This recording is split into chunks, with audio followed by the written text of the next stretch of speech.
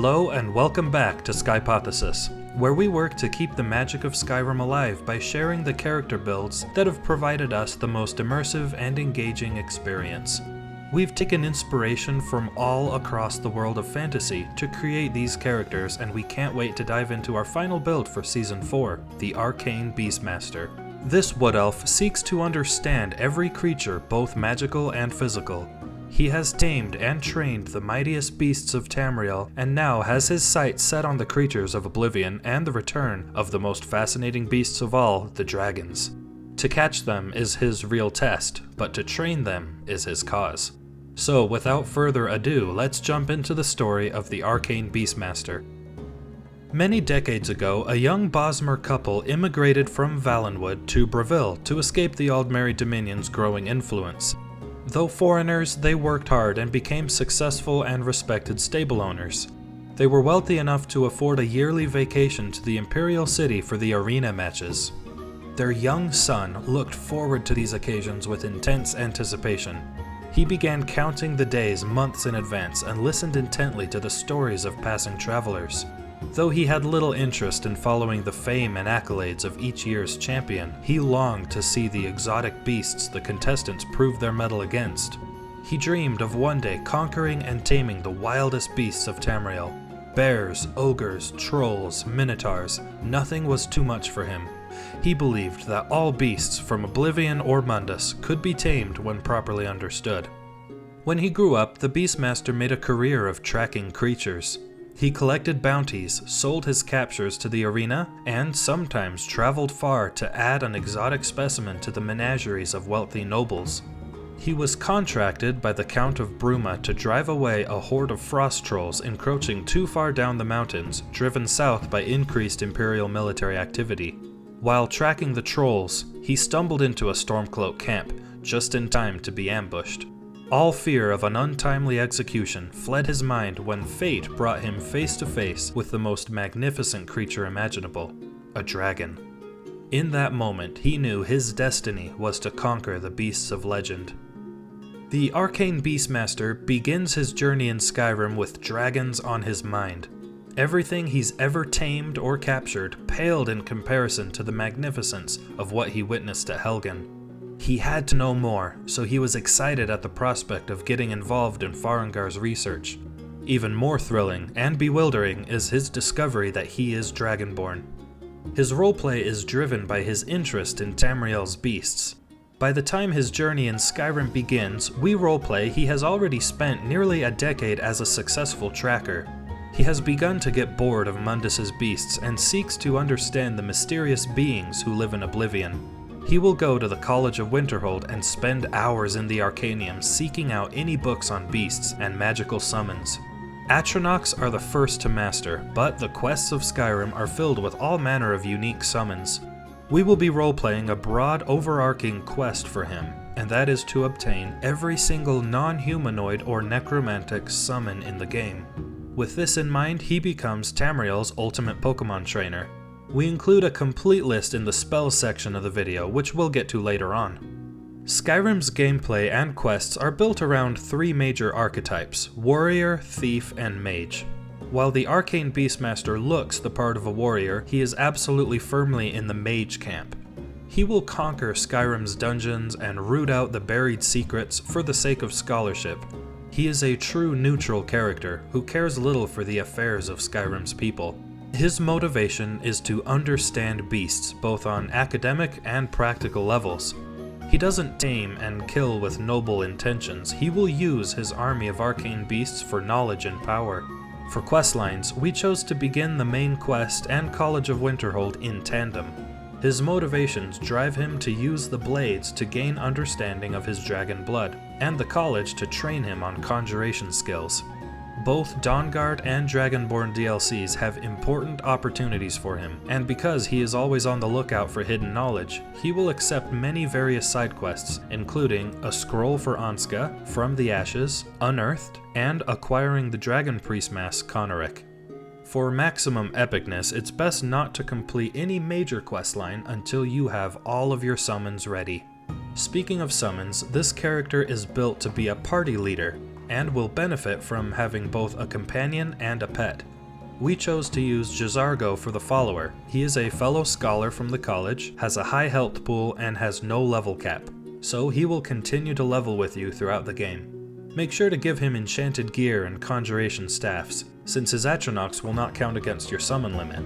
For the pet slot, the Dawnguard battle trolls are the most thematically fitting, but you could also use Huskies, Vigilance, or even Barbas if you'd like. Trolls are a pain to keep alive, so it's often best to have them wait outside dungeons to prevent losing them to traps. Now let's dig into creating the character. His armor combo reflects his line of work, which requires getting up close and personal with Tamriel's most dangerous creatures. As such, we wanted to use heavy armor and capture an animalistic Minotaur-inspired aesthetic.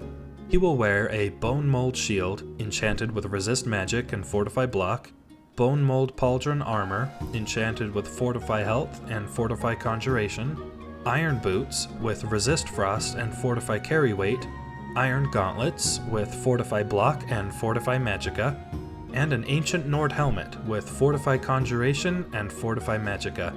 For auxiliary gear, he will wear a ring of Resist Magic and Fortify Illusion, and an amulet of Fortify Health and Fortify Magicka. He does not use weapons, but will carry a wide variety of destruction and conjuration staffs to use when he bottoms out of Magicka. The spells and shouts we chose are mostly related to his quest to gather all possible summons in Skyrim, but he will make frequent use of the Restoration and Illusion schools as well. Restoration to heal himself, his animal companions, and his followers. He will use Illusion to buff his party with spells like Courage and Rally. Fear spells will also be useful to send enemies fleeing when your minions are getting overwhelmed. His main focus is, of course, Conjuration. He has his own personal quest to catch 'em all, and his playthrough isn't complete until he has all the summons in the game. First are the 3 elemental Atronachs. These will carry you through the first leg of his journey and can be conveniently summoned from staves and scrolls as well. Up next is the Seeker from Apocrypha. Unfortunately, you can't summon 2 of these at the same time, even with the Twin Souls perk, so it will always need to be paired with something else. From Tel Mithrin, he learns the Ash Guardian and Ash Spawn spells. At this point, he has fully mastered all the summons from the School of Conjuration and is ready to move on to more powerful beasts. First, we have the Werebear, which is obtainable at the Beast Stone on Solstheim. Keep in mind this does count as one of 2 maximum summons, so don't accidentally dismiss him by summoning too many minions at once. Next, we have Fireworms and the Ancient Dragonborn. Even though we're not including humanoid summons, the Ancient Dragonborn is just too cool not to include. Both of these require magic unique to the Dragonborn to summon. Next, we have the 2 dragons, Odahviing and Durnavir, plus any other dragon tamed with the Bend Will Shout. Conquering dragons was his original goal, and summonable dragons represent the Beastmaster in his full power.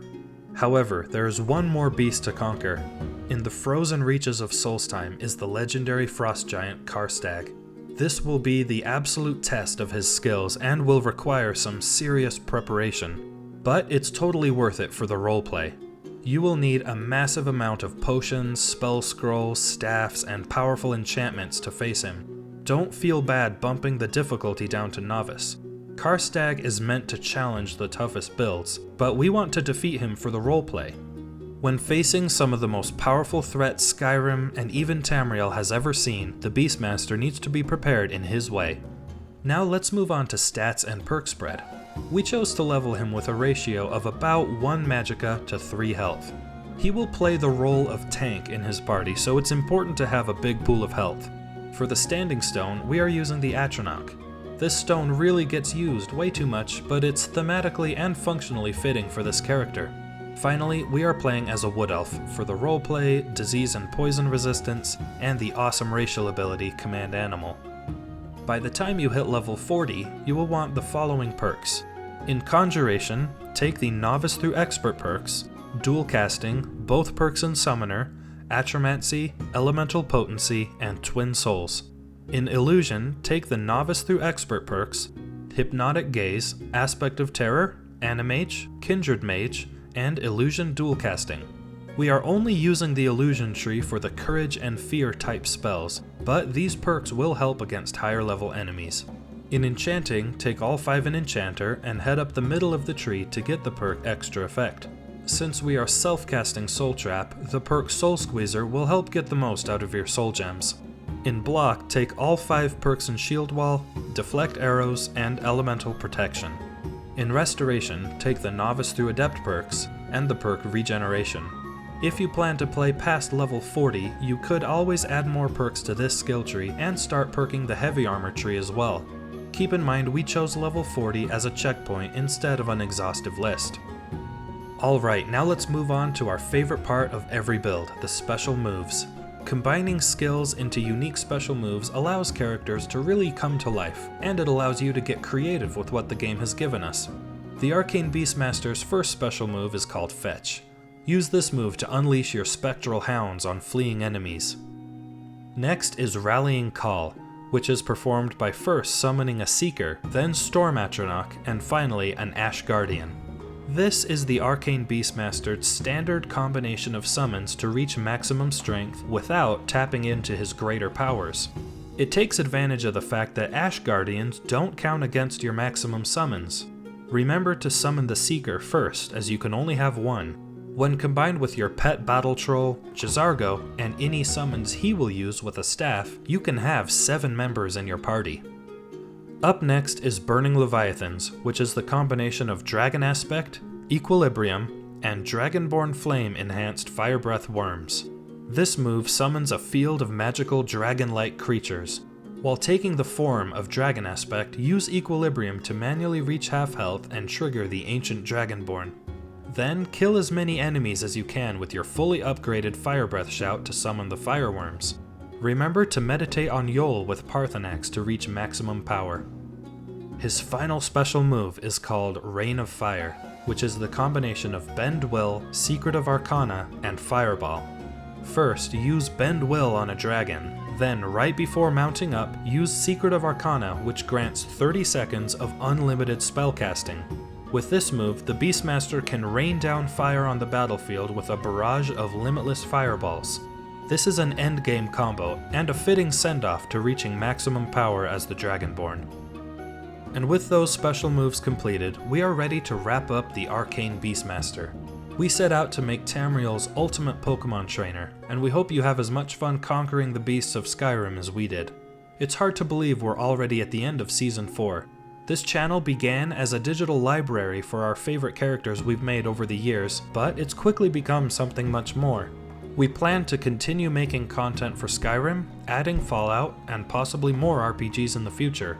Thank you for supporting us by watching our videos, and we hope you'll stick around for future content. Remember to like and subscribe to keep the magic of Skyrim alive. We'll see you next time, right here on Skypothesis.